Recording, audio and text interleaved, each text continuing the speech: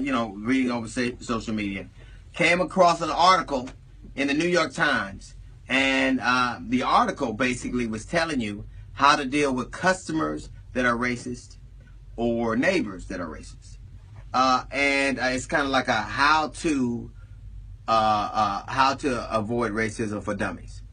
And I understand what time we are in our history. I think that there are a lot of people, and I won't say that everybody who voted for Donald Trump is racist. I wouldn't say it at all. But I think that there has been a spirit that has been awakened with his election.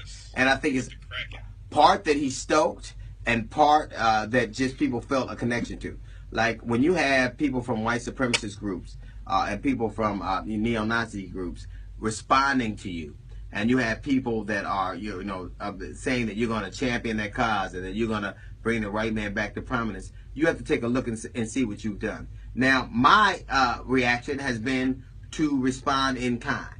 I've been, when people say turn the other cheek, that obviously is not how I feel about a lot of things. But I recognize it's important. There have to be people who are better, who rise above the fray.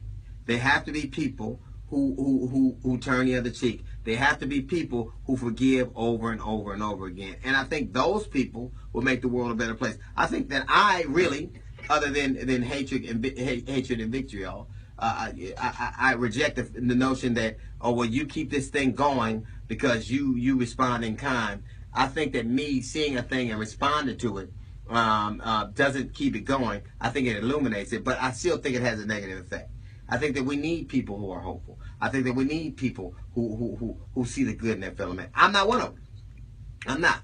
I think that I recognize what I am. I think that when they did what they did to me, which was so disrespectful to the Obamas and so disrespectful to his agenda, I respond in kind. When you talked about Sasha and Malia, to me, Barron is not off limits. That doesn't make it right. That makes it in. When you talk about Michelle Obama, I'm gonna say something about Boris and Natasha or whatever her name is, the mail order bride chick. That's how I am. But if it's how I am, like what did Gandhi say? An eye for an eye leaves the whole world blind. I mean, he hated niggas too, but I'm just saying basically that we do need people who see the good in people. We need people who are better. We need people who are aspirational. We need people who say, I'm going to be the change that makes the world a better place. We need them. I think that it's okay to be used. I think that it's okay to be, a conduit. Like, all of us are used. Some of us are used for our talents, our looks, our money. All of us are used. It's just never okay to be misused. And I think that the world would be a lot better if we didn't have to have articles in the New York Times telling us how to deal with people who are going to say things. Like how to hate niggas for dummies.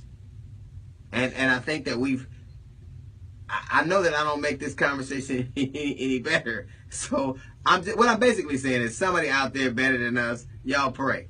I'm going to talk shit. All right, that's a little note from the GED section that's coming up.